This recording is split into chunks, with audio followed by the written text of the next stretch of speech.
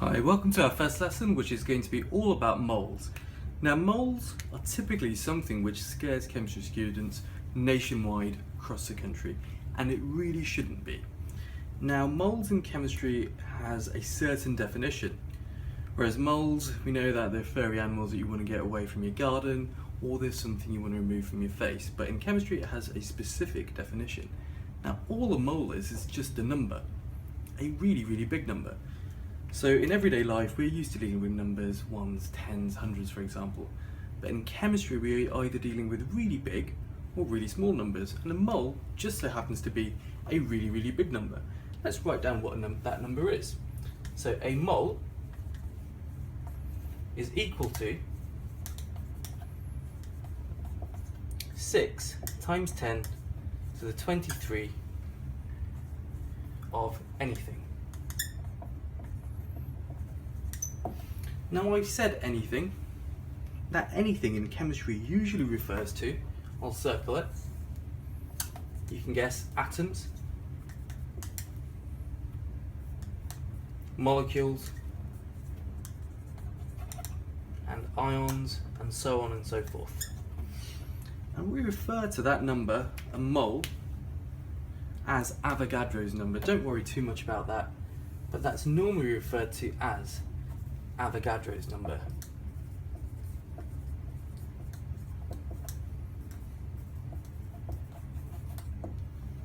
Now, this is a really important number in chemistry because, like I said before, we don't normally deal with one particle at a time in chemistry. We're normally dealing with a mole of particles. But before we get to a mole of particles, let's actually go to one particle. Obviously, in chemistry, let's start with hydrogen because it's the most simplest. Then you've got a proton and one electron. If we're dealing with hydrogen 1, that is. So, an atom of hydrogen 1 weighs, the actual weight, 1.67 times 10 to the minus 24 grams. It is incredibly light.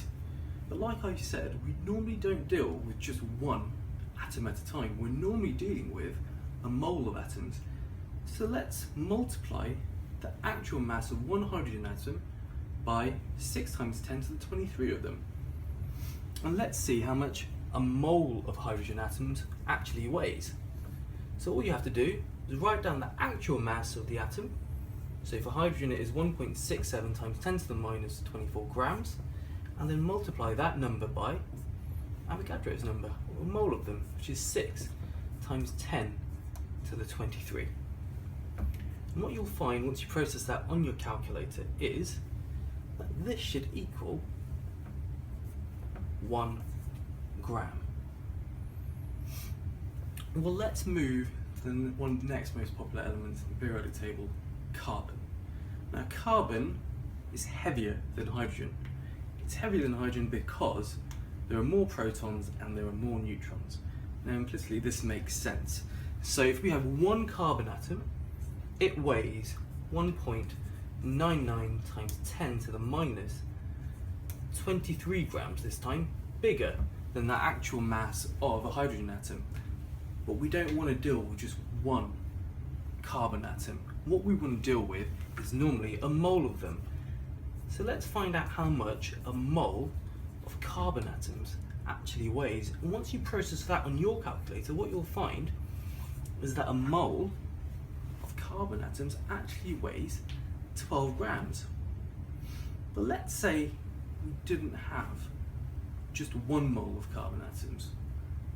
Let's say we didn't have one mole of carbon atoms. Let's say we had 2 moles of carbon atoms. How much would they weigh? Well, the way to approach this is, we know what the actual mass of one carbon atom is 1.99 times 10 to the minus 23 grams. Now, in 1 mole, we know there are 6 times 10 to the 23 particles. But if we have 2 moles of anything, we won't have 6 times 10 to the 23 of anything this time. We'll have 12 times 10 to the 23. So let's multiply that by 12 times 10 to to the power of 23, which is the equivalent of 2 moles. And what you'll find naturally is that it will be twice the mass that we originally calculated. So this time it should be 24 grams for 2 moles of carbon atoms.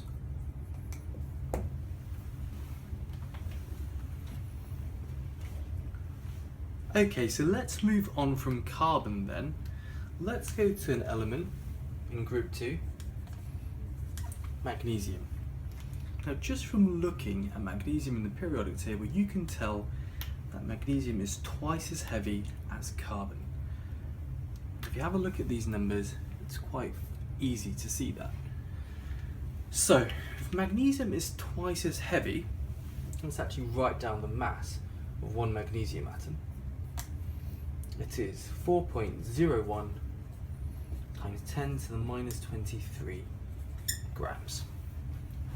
If we multiply that by a mole of those atoms, so we need to remember to multiply it by Avogadro's number, which is 6 times 10 to the power of 23, what you get is the mass of a mole of them. And it'll be twice the mass of a mole of carbon atoms, therefore it'll be 24 grams. And just to remind you, if you had 2 moles of carbon atoms, because they're lighter, you need twice the number of particles, i.e. 2 moles of carbon atoms, to get to a mass of 24 grams. Whereas if you just have 1 mole of magnesium atoms, they weigh 24 grams. And the significance of this is that you've just worked out, let's write this down, you have just calculated from first principles a quantity called the molar mass. So, for example, in hydrogen, the molar mass is 1 gram for every mole of atoms you have. Carbon weighs 12 grams for every mole of carbon atoms you have. Okay, so what is the significance of what we've just worked out? We've just worked out the molar mass from the first principles. What you can do, you can actually find that in the periodic table.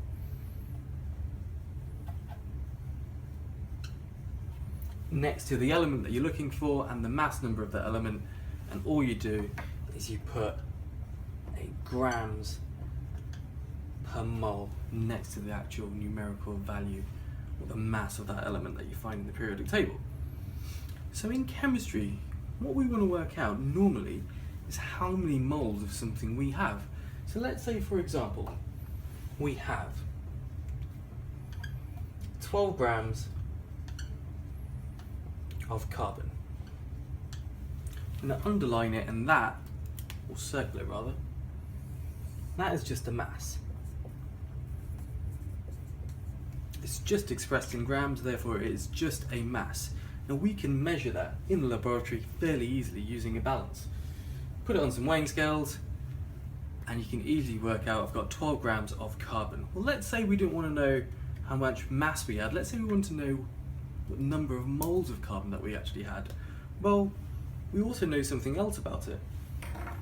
This is something that we've worked out or used a balance to tell us.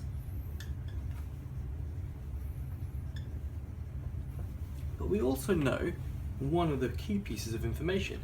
We know what the molar mass of that element is. We know the molar mass of carbon is 12 grams for every mole you have. Now, with these two bits of information, I can actually work out the number of moles of carbon I have using a simple equation where we take the mass, divide it by the molar mass. We can work out the number of moles. Now, if we just wanted to use symbols to express that relationship, we represent the mass as just m, the molar mass is a big M, and the number of moles is simply a little n. And that is it. So let's actually try working out how many moles of carbon we have if we weigh 12 grams of it. So in 12 grams of carbon, let's write out our equation first. It was the mass divided by the molar mass is equal to number of moles, which I'll write the equivalent form underneath just as symbols. M divided by big M is equal to little n. It's exactly the same thing. So we weighed out 12 grams of carbon, we divided by the molar mass, which is 12, so the 12 grams in every mole of carbon. That tells us there is 1 mole of carbon atoms. Now, if you have 1 mole of anything, we know how much or how many particles it must be, how many atoms. So we multiply 1 by, yep, you've got it, Avogadro's number, which is 6 times 10 to the 23. Therefore, there are 6 times 10 to the 23 carbon atoms. Well, let's say this time we weighed out 24 grams of carbon atoms. Remember, the molar mass does not change. That is fixed.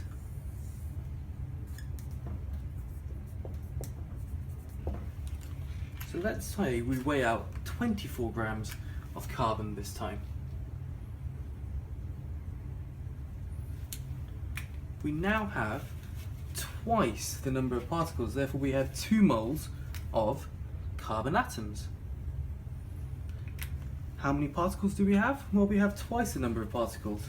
We multiply 2 by Avogadro's number and we'll get 12 times 10 to the 23 carbon atoms.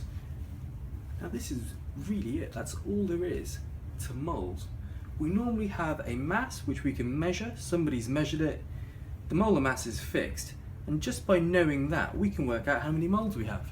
If we know the number of moles, we know the actual number of particles.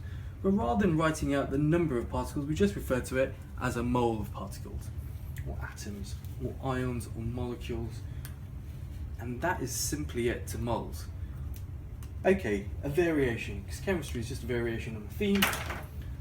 Let's say there was a question, and instead of giving you the actual mass, let's say they gave you a number of moles. Well, no bother. Let's go through it. An example.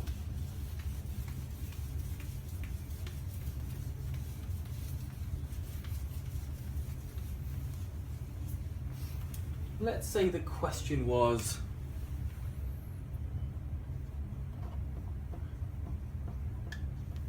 there are 4 moles of carbon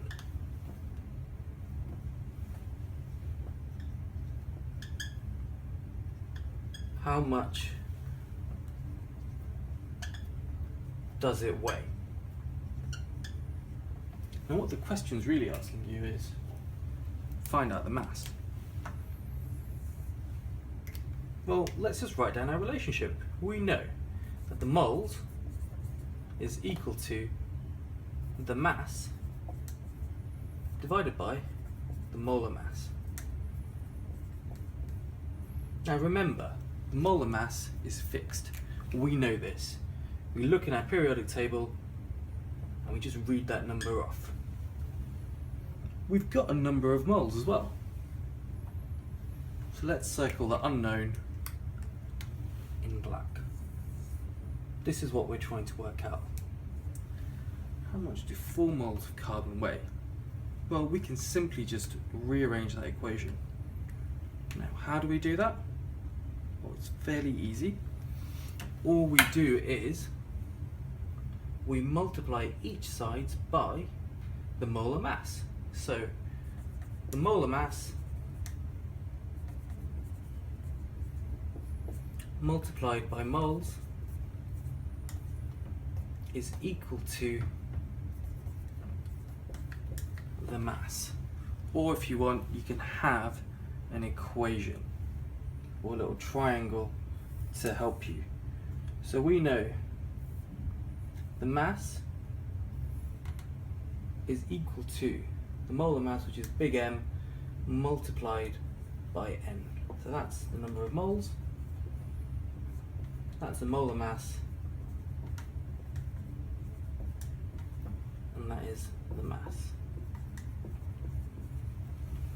So let's actually put some of these numbers in. Molar mass we know is 12.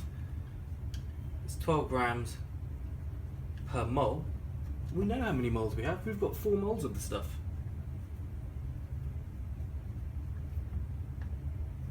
And that will give you the mass of